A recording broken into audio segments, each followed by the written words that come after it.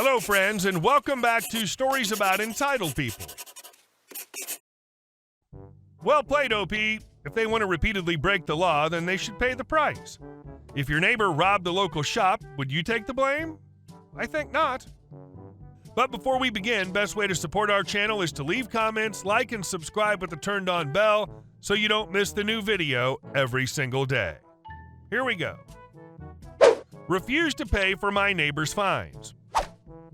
We moved into a new house 5 years ago. It's a small neighborhood and the homes are all close together. The house across the street from me is a rental home, and we were very close with the previous tenants who moved last year.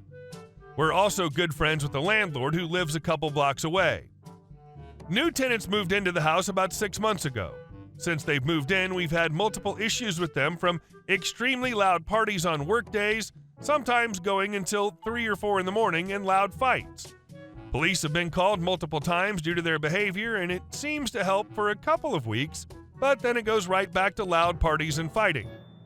Recently, the male tenant bought a new truck. It's very loud and has one of those exhaust pipes in the bed. The way our homes are set up, their driveway faces directly in front of our bedroom window, so when he turns his truck on in the mornings to warm it up, the headlights shine directly into our bedroom windows. We bought blackout curtains and put a film over the windows, which has helped, but the real issue is the noise and fumes that come off of the truck. In the warmer months, we cannot keep our windows open because the fumes are so bad. We had to take down our wall shelves because the rumbling was so much it was knocking things off of them. My husband went over last week to speak to him about it, just to let him know that the fumes were getting into our house, and asked if maybe he would move his truck out onto the street in the morning so we could at least keep the windows open. He refused and said we needed to deal with it. Last night, they were having another rowdy party and were lighting off fireworks. They had the truck on and were revving the engine and blasting music. Finally, at midnight, my husband had enough and went over there to ask they turn it down, as he had to be up at 4 for work. They called him a boomer, he's only 40, and told him to F off. So he came back in and called the police. The police came and cited our neighbor for the noise, as well as some illegal modifications to his truck. Him and his girlfriend are now demanding that we pay the fines because we called the police.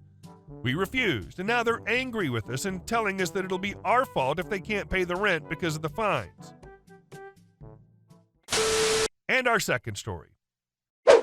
If you use a dish, wash it. If you say so. My dad has been an a-hole to my mom and me for years. He's the type of person who's always right in every situation, no matter what, and is also a raging misogynist. He literally refers to himself as that. When I, a moderately muscular 20-year-old, go to lift cases of soda into the house or open a stuck jar, my dad will physically push me away from what I'm trying to do. He says things like, "I know you don't like it, but beer is a man's drink." It helps to frame the kind of person I live with. When I was younger, I put up with it because I never knew that people weren't supposed to talk to their children like that.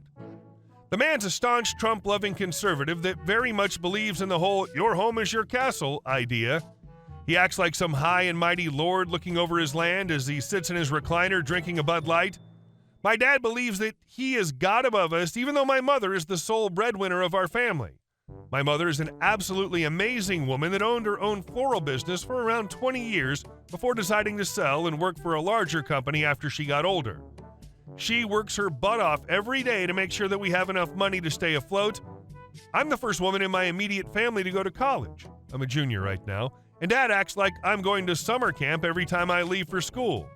He dropped out of middle school. So all that established, here's my malicious compliance. I hate cleaning and am very open about preferring lawn work to dusting any day. But of course, I'm a delicate little boob bearer, so I'm not allowed to touch a lawnmower. My dad firmly believes that having a vagina biologically makes a woman into a cleaning vacuum. When I get home on breaks, I always come home to find the kitchen sink piled with dishes. I know that he knows how to wash and dry plates, but it always seems that whenever he knows I'm coming back home, he forgets how. This is pretty impressive, really, considering how much he cooks for himself.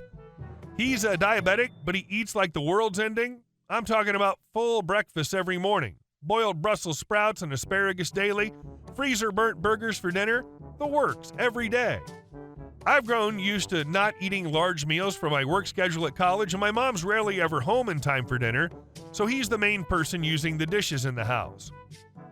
I really wouldn't care about doing his dishes if he wasn't such a pig about it.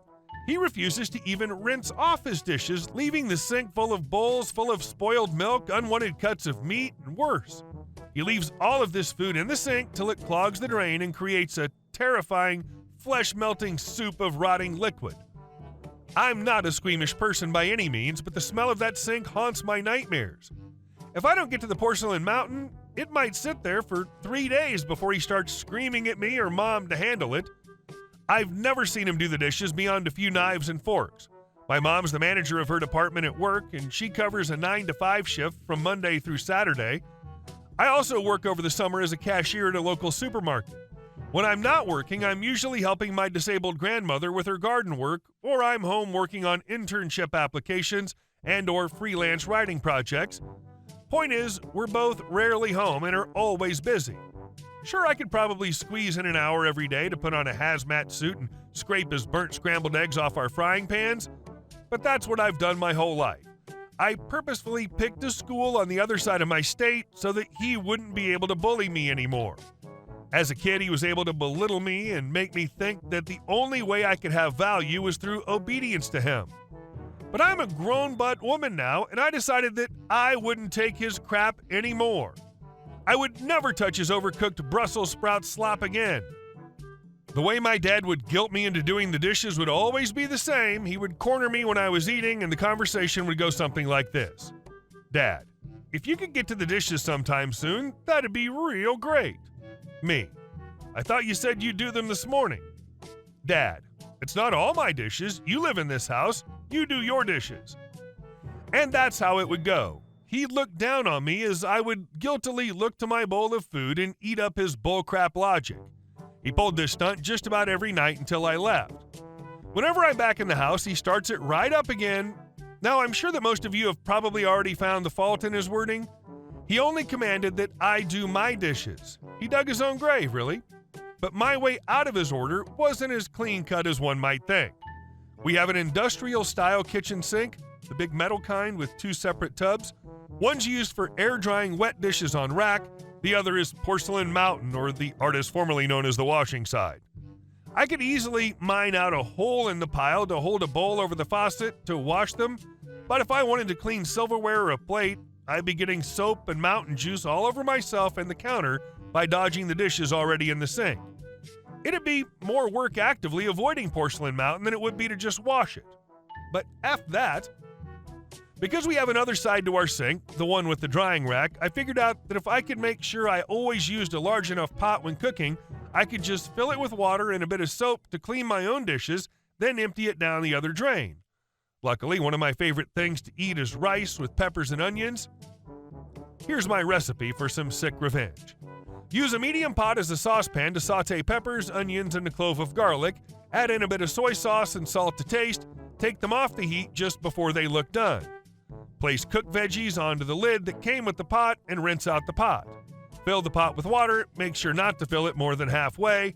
Get water to a rapid boil, then cook your rice. To avoid dirtying another dish, put the lid upside down while it's still filled with your veggies. By the time the rice is cooked, they too should be done as they heated up nicely on top of the metal lid. Drain the rice and replace it into the pot. Pour the veggies right into that bad boy.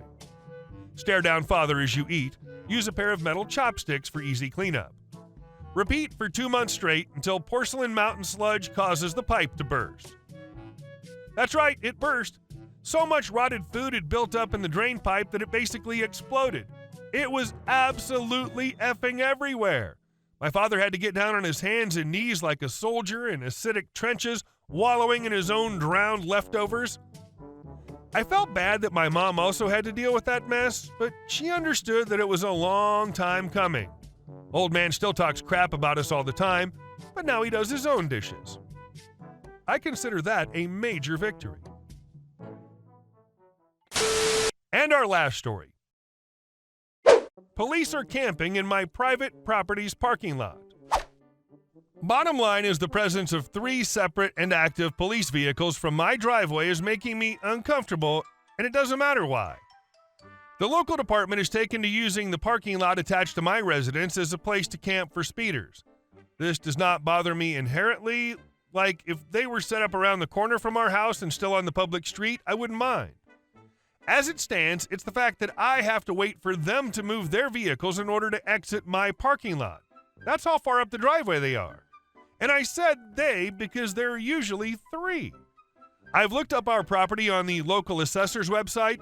There's no record of any easement of any kind, but I don't know if it would be up to date or there, or if that's even what I'm trying to find out. I know adults should talk about their problems, but given the nature of having 3 policemen on your property who spend the day trolling for infractions, I don't really want to go ask them to leave or if they can be here. I represent the owners of the property by appointed title. After going about my day, I return to find them gone. However, they'll be back. In anticipation of this, I've procured a large orange traffic cone and am placing it on our driveway, inches above the sidewalk line, right where they like to sit. If they move my cone, I'll likely have to play ball, as cops around here enjoy making life hell, if you couldn't tell. If it comes down to it, they'll just get some free coffee and conversation while I try and negotiate their way off our driveway. Hey guys, thank you all for watching the video. I'll see you in the next one.